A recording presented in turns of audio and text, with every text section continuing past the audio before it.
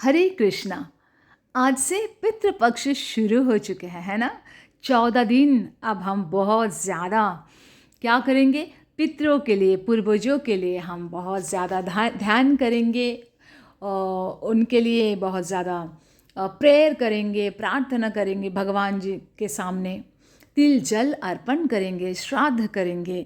और आज जो मैं श्राद्ध करने वाली हूँ पूर्वजों के लिए, वो बहुत ही सिंपल सरल विधि है जो घर की स्त्रियां भी कर सकती हैं। मतलब घर की स्त्रियां को भी करना चाहिए।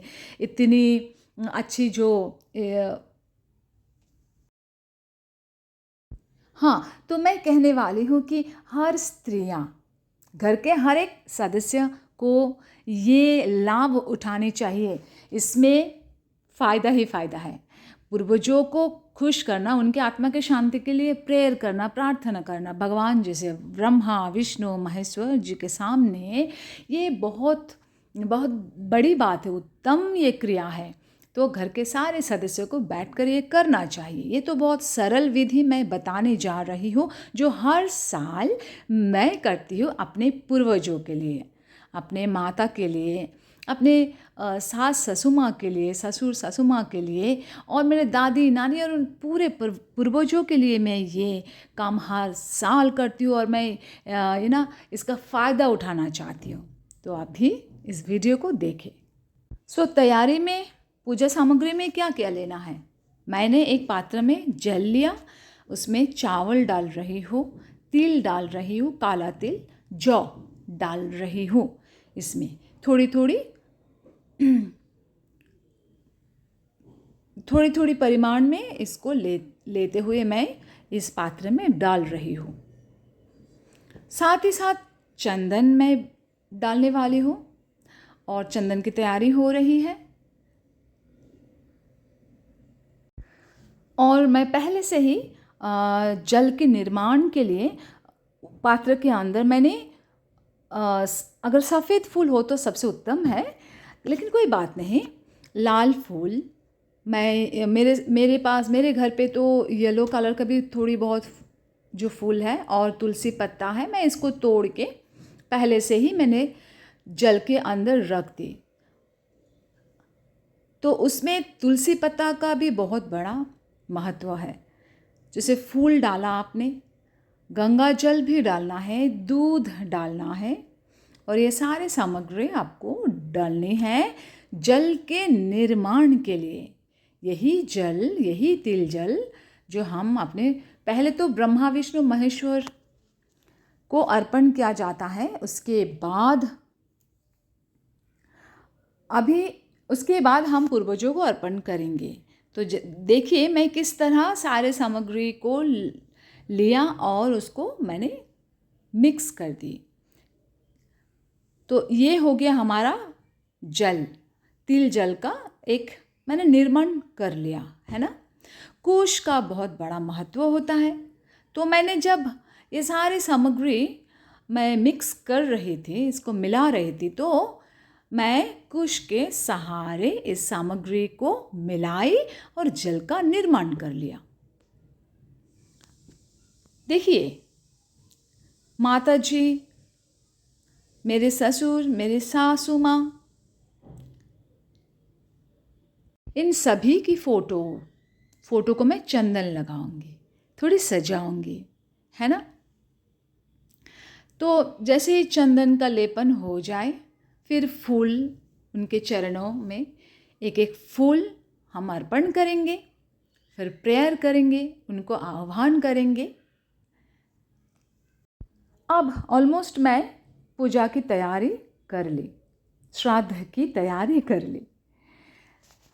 फूल को पहले से ही तोड़ कर रखिए। हर एक सामग्री आप आपके हाथ के आसपास रखिए, सो दैट बार बार उठना ना पड़े। साथ में भगवत गीता है ना, भगवत गीता को भी साथ में एक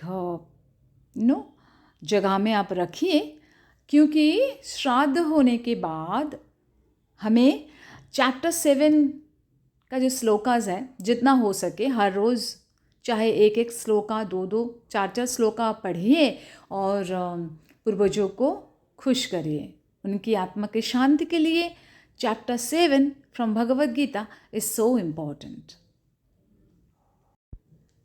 जब हम बैठेंगे तो श्राद्ध का जो नियम है ना, वो दक्षिण की ओर मुंह करते हुए हम बैठेंगे।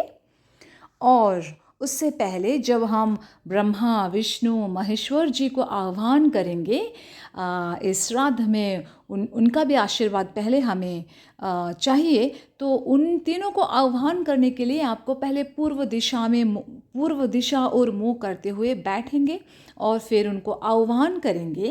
फिर हम अपना दिक् बदलेंगे जब हम श्राद्ध करेंगे। तो पहले पूर्व दिशा में आप बैठ जाइए और फिर ब्रह्मा विष्णु महेश्वर को हम आह्वान करेंगे, दिया जलाते हुए, फूल देते हुए, अर्पण करते हुए उनको प्रेयर करेंगे। क्योंकि उनको पहले आह्वान करना, उसी स्थान पर उनको आह्वान करना बहुत ज़रूरी है। उन्हीं के आशीर्वाद के बिना ये श्राद्ध बिल्कुल इनकम्प्लीट है, अधूरा है। तो मैं क्या कर रही हूँ, ओढ़नी को सर पे रखते हुए मैं अभी ब्रह्मा विष्णु महेश्वर जी के नाम पे एक एक फूल अर्पण करते जा रही हूँ और उनको मन ही मन आह्वान कर रही हूँ। दिया के बिना कोई काम हो नहीं सकता। एक ही दीपक जो घर की ऊर्जा को इतने बढ़ा देते हैं, मन की ऊर्जा को भी बढ़ा देती है। तो दीपक जलाना ज़रूरी है और उस दीपक से ब्रह्मा विष्णु महेश्वर जी को आरती उतार लीजिए। क्योंकि हम आह्वान कर रहे हैं, हम ब्रह्मा विष्णु महेश्वर जी को अपने घर पे बिठाने के लिए हम आह्वान कर रहे हैं, हम प्रेयर कर रहे हैं, हम प्रार्थना कर रहे हैं, आग्रह कर रहे हैं उनके सामने। दिया से, अगरबत्ती से, फूलों से आप पहले उनका आरती उतार लीजिए। ईश्वरः परमः कृष्णः सच्चिदानन्दविग्रहः अनादिरादिर्गोविन्दः सर्वकारणकारणम्। देखिए, ये श्राद्ध सदियों से हम करते चले आ रहे हैं। जब कुरुक्षेत्र युद्ध में कई लोग मारे गए थे ना, कौरव के साइड, पांडव के साइड, इतने लोग मारे गए थे। तो पहले हम शुरू करेंगे, श्राद्ध से पहले अपने हाथ को बिल्कुल शुद्ध करेंगे 3 बार जल लेते हुए ओम विष्णु नमो विष्णु कर पानी को थोड़ा पी लेके हम हाथ को धो लेंगे। 3 बार ऐसे करेंगे, हाथ को शुद्ध कर लेंगे। तो जैसे मैं कह रही थी कि ये श्राद्ध सदियों से करते आ रहे हैं। और हमें याद है कि कुरुक्षेत्र युद्ध में कई लोग मारे गए थे। हाँ, पांडव की ओर से, कौरव की ओर से पूरे परिवार का मृत्यु हमने अपने आँखों से देखा है ना। तो जब ये युद्ध खत्म हुआ, अंत में भगवान कृष्ण जी के साथ साथ पांडव सब मिलकर गंगा नदी में जाकर डुबकी लगाए और वो जल आत्मा की शांति के लिए, जितने लोग मारे गए थे युद्ध में आत्मा की शांति के लिए, उन सभी आत्मा की शांति के लिए ये जल चढ़ाया गया था सूर्यदेव के सामने। तो ये कर्म, ये क्रिया तो भगवान स्वयं भी किया था पांडवों के साथ मिलकर, है ना। अभी मैं कुश को उंगली के सहारे दबा लिया, हाथ को, ये मुद्रा होता है, ये पितृपक्ष के लिए जो हम श्राद्ध करते हैं, इस श्राद्ध की मुद्रा होते हैं, है ना। तो इस तरह हम कुश को पकड़ेंगे उंगली से और मैं अभी अर्घ्य जल तिल जल अर्पण करूँगी अपने पहला जो मेरा अर्घ्य होगा मैं उन 7 चिरंजीवी के लिए करूँगी। और मैं ऐसे कहूँगी, अश्वत्थामा बलिर्व्यासो हनुमानश्च विभीषणा कृपाचार्य परशुरामश्च सप्तयेते चिरंजीवन। तो ये जो अर्घ तिलजल में प्रदान किया वो अश्वत्थामा के लिए, बलि के लिए, व्यासदेव जी के लिए, हनुमान जी के लिए, विभीषण जी के लिए, कृपाचार्य परशुराम, इन 7 चिरंजीवियों के लिए मेरा पहला अर्घ, पहला मेरा श्राद्ध। कैसे बोलेंगे? अश्वत्थामा बलिर्व्यासो हनुमानश्च विभीषण कृपाचार परशुरामश्च सप्तयेते चिरंजीवन। सो इनको पहले तिल जल प्रदान करें, प्रणाम करें, उनके आत्मा की शांति करें और हमारे कल्याण के लिए, जन कल्याण के लिए ये अर्घ देना बहुत ज़रूरी है। त्रिपत्तम, फिर जल प्रदान के बाद हर बार बोलना है त्रिपत्तम त्रिपत्तम त्रिपत्तम। उसके बाद हमें आह्वान करना है अपने अपने पितरों को। तो हम पहले ब्रह्मा विष्णु महेश्वर जी को आह्वान किया, फिर हम अभी आह्वान करेंगे हमने पितरों को। अस्मद् पितरो बोलना पड़ेगा आपको। अस्मद् पितरो अगच्छन्तु गृह्णन्तु एतानि जलाञ्जलि। अस्मद् पितरो अगच्छन्तु गृह्णन्तु एतानि जलाञ्जलि। अस्मद् पितरो अगच्छन्तु गृह्णन्तु एतानि जलाञ्जलि। तो उनको पहले आह्वान करेंगे, फिर हम जलांजलि देंगे। तो इसके लिए पहले हम क्या करेंगे? अगर आपके सोचिए कि मैं अपने माता जी को मैं पहले दूंगी, तो मैं कहूँगी माता जी को अस्मद, मेरी माता जी का नाम मैं बोलूँगी, उनकी गोत्र मैं बताऊँगी, फिर मैं कहूँगी हाथ में तिल जल लेते हुए इदम, क्या कहूँगी मैं? इदम स्वतिलम जलम तस्मै स्वाधा नमः। तो 3 बार मैं ऐसे तिल जल अर्पण करूँगी मेरे अपनी माता जी के लिए। तो कहूँगी कि अस्मद, मेरे माता जी का नाम और उनकी गोत्र। फिर मैं बोलूँगी इदम स्वतिलम जलम तस्मै स्वाधा, तस्मै स्वाधा, 3 बार तस्मै स्वाधा। जो हम माता जी के लिए हम कहेंगे तस्मै, और पिताजी के लिए, जिनके पिता इस धरती पर नहीं हैं, स्वर्गलोक में है, तो उनके लिए हम कहेंगे तस्मै। सो पिताजी के लिए तस्मै, माता जी के लिए तस्मै। इतना डिफरेंस है। अभी मैं पिताजी के लिए दूंगी, ठीक है? पिताजी का अर्थ है कि मेरी ससुर जी, ओके? तो मैं ऐसे कहूँगी हाथ में तिल जल लेते हुए, अस्मद पिता, पिताजी का नाम कहेंगे, उनकी गोत्र कहेंगे, फिर ईदम स्वतिलम जलम तस्मै स्वाधा, 3 बार बोलना है। अस्मद पिता नाम गोत्र, ईदम स्वतिलम जलम तस्मै स्वाधा। 3 बार करने के बाद प्रार्थना करेंगे हाथ जोड़कर। तो ऐसे इस तरह माता जी, पिताजी, जिनके लिए आप करना चाहते हैं, उनके लिए हम इसी तरह, इसी प्रकार जल अर्पण, तिल जल अर्पण करेंगे। पर मंत्र एक ही होगा, लेकिन तस्मै जो पुरुषों के लिए, तस्मै स्त्रियों के लिए कहा जाता है। जब अपने पूर्वजों को हो जाए तो फिर अपने जो दोस्त जो हमारे बीच में नहीं है, अपने सगे संबंधी जो हमारे बीच में नहीं है, सारे प्रकृति में वो पक्षी पशु, वो भूत लोग 50 लोग, हाँ, भूत प्रेत लोगों को भी हमें ये तिल जल अर्पण करना, उनकी आत्मा की शांति के लिए, उनकी आत्मा के उद्धार के लिए हमें उनके लिए भी तिल जल अर्पण करना है और बहुत ज़रूरी है, उनके आत्मा के शांति के लिए ज़रूरी है। तो हम जब अपने पूर्वजों को हो जाए फिर हम करेंगे। और जैसे हमारे पिताजी के पिताजी के पिताजी के पिताजी के, जैसे हमारे ससुर जी के उनके पूरे पीढ़ी, मेरे माता जी दुनिया में नहीं है तो माता जी के पूरे पीढ़ी, मेरे नानी दादी दादी ठाकुमा जो भी है उनके पूर्वजों, उनके पीढ़ी दर के लिए हमें एक एक अर्घ देना ही है। लेकिन सारे पूर्वजों को अर्घ देने से पहले, जैसे हम 7 चिरंजीवी का अर्घ दिया, उससे पहले हम ब्रह्मा विष्णु महेश्वर जी के लिए भी हमने एक एक अर्घ दिया। पहले भगवान ब्रह्मा विष्णु महेश्वर के लिए एक एक अर्घ देना, तिल जल अर्पण करना, 7 चिरंजीवी के लिए करना, सूर्यदेव के लिए करना है, फिर हम पूर्वजों के लिए करेंगे।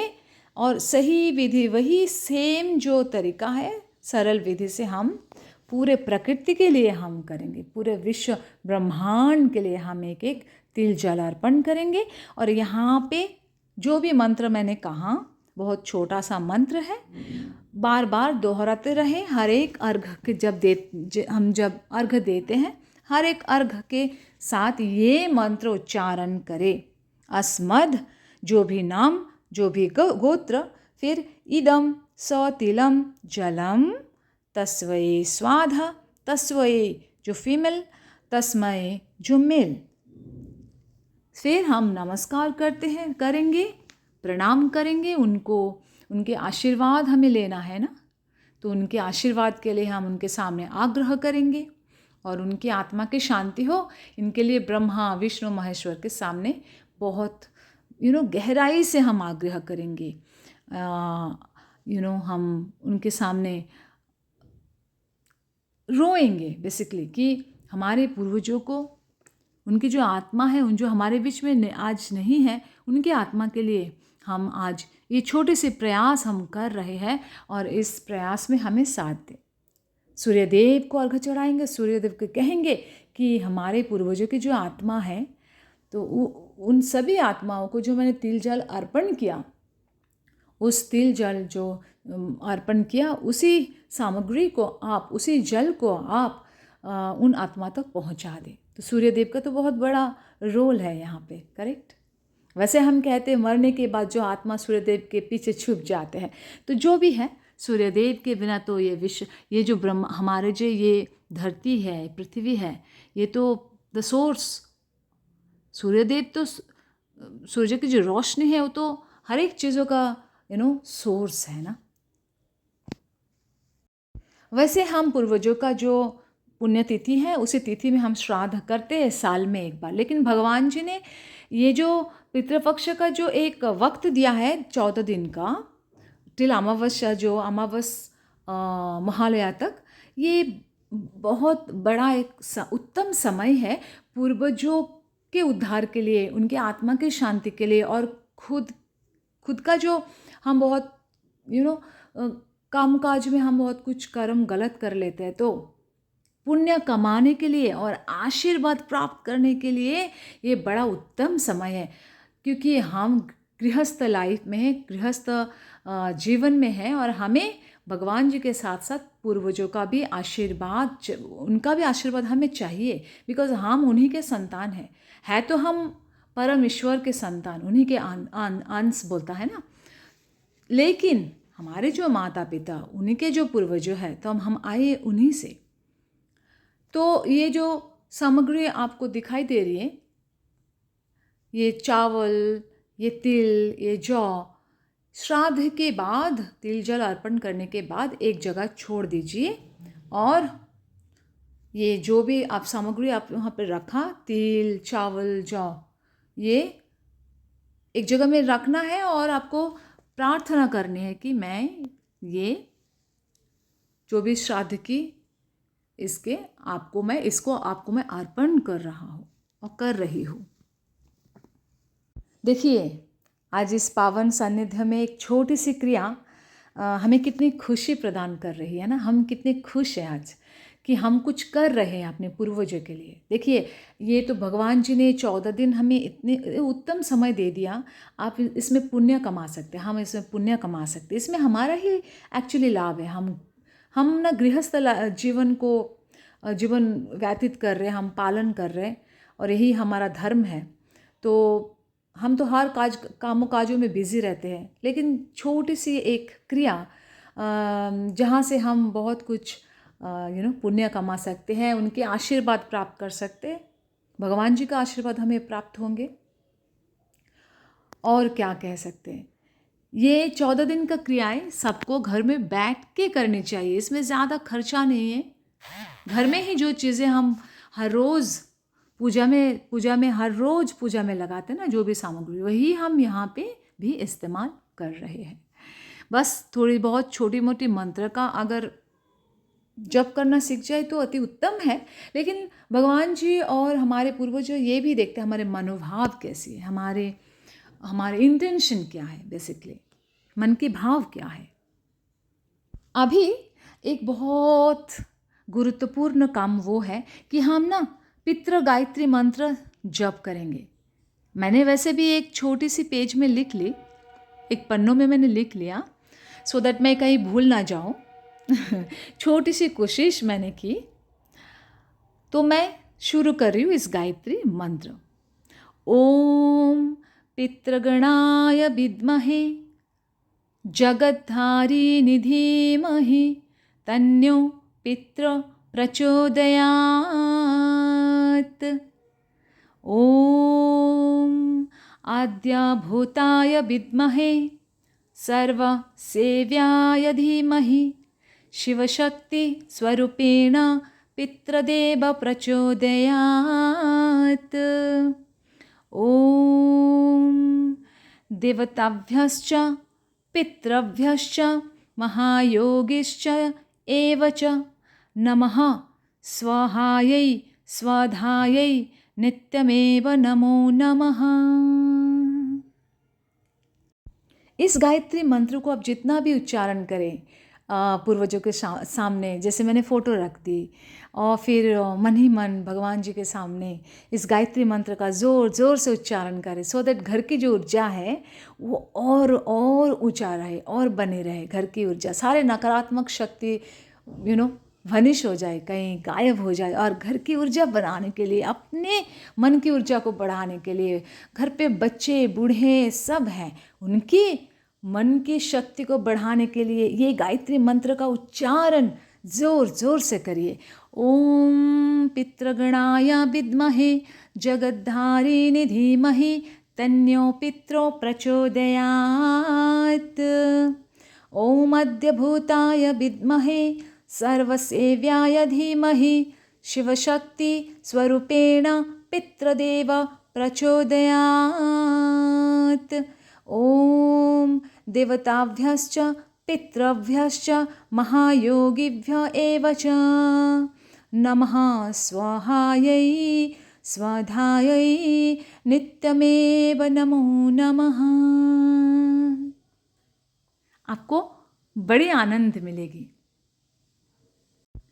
अमावस तक अगर आप पितृ गायत्री मंत्र जाप करेंगे, 108 बार तो अति उत्तम होगा, लेकिन अगर नहीं हो पाए तो भी कोई बात नहीं, जितना हो सके। और गायत्री मंत्र के उच्चारण के बाद अब हम बैठेंगे भगवद गीता लेकर।